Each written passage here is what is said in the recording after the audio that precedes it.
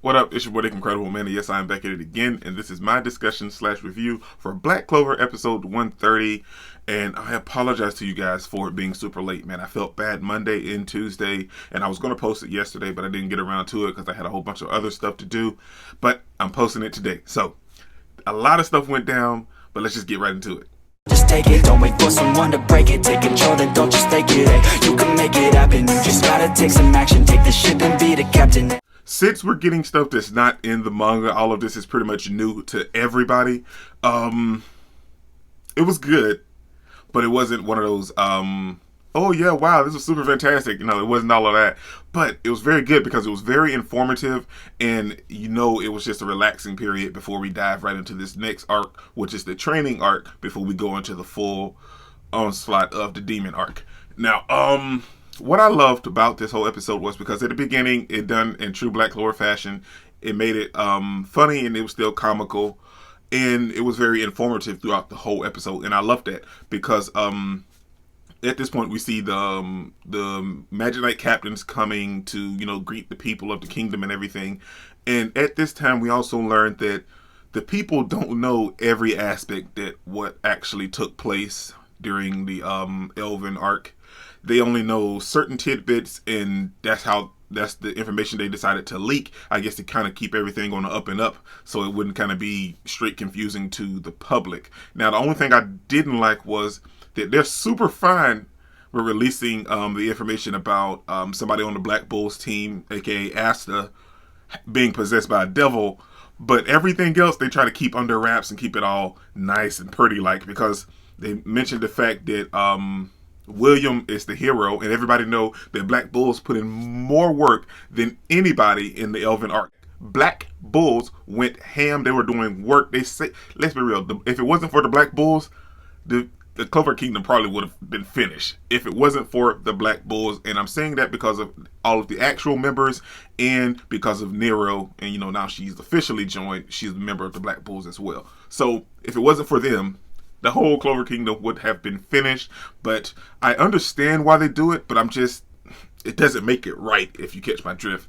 So they let William portray as the hero, and then they kind of just let Julius take credit and everything. Don't get me wrong, Julius put in work before everything really kicked off, but he was pretty much, after that, he was incapacitated. So, and then we all know William's part in in that whole thing. So they done all that, I guess, to save face with the villagers. Well, not the villagers, the kingdom itself. And I understand that, but they try to cover all that up and let that take place, but they're super amped into letting Asta, let it be public knowledge that Asta has a demon dwelling within him. That's a whole other video on itself, man. So we see all the captains and everything, and it's very informative and it's funny at the same time, because then we get introduced and we see that it's not Julius that came out, because we know he's still in his childlike form. We see Owen bandaged up and dressed up as Julius, and he can't talk because he has a cold and a sore throat. So they bring out the king of the Clover Kingdom, and we all know he's just a figurehead. Let's be real, he's weak, and he's the joke. He's the butt of everybody's joke. And with the Magic Knight captains coming out, and Owen playing Julius, and he was coming out waving to the people, they were all excited and happy. But when the king came out, they was like, oh, wow, it's the Clover King. Oh, hey, king. It was so...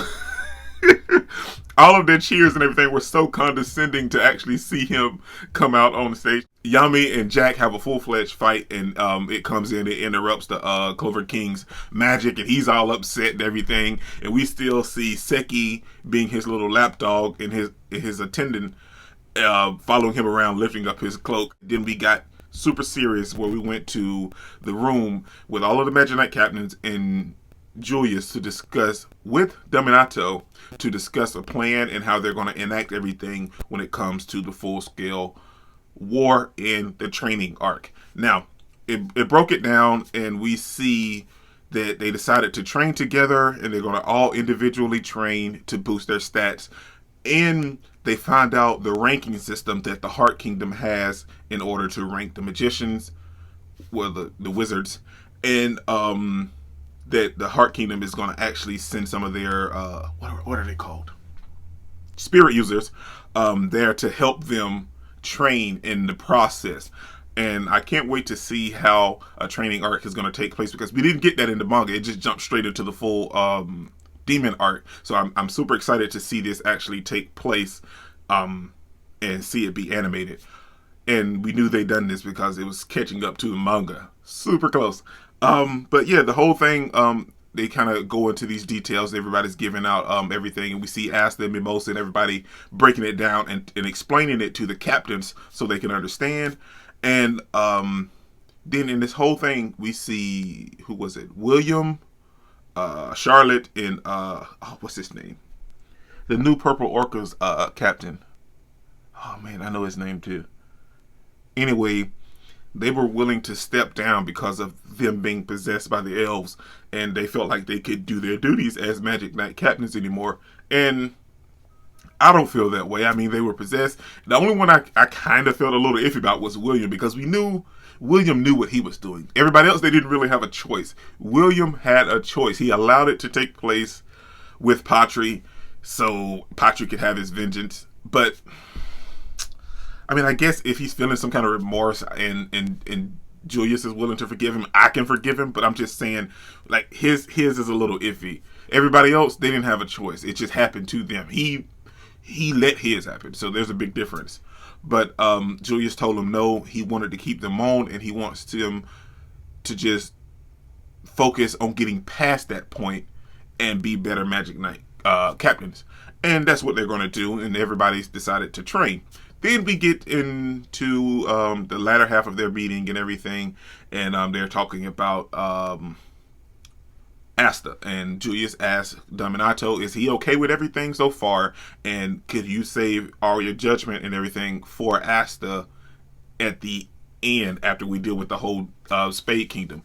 And then they kind of broke off into explaining what happened with the Spade Kingdom, about Megicula probably working with them, but we all know that Megicula is probably the demon himself, because remember, Luck, did you know it has to be something if Luck is not willing to fight this person? That's what I'm just saying. It gives itself away.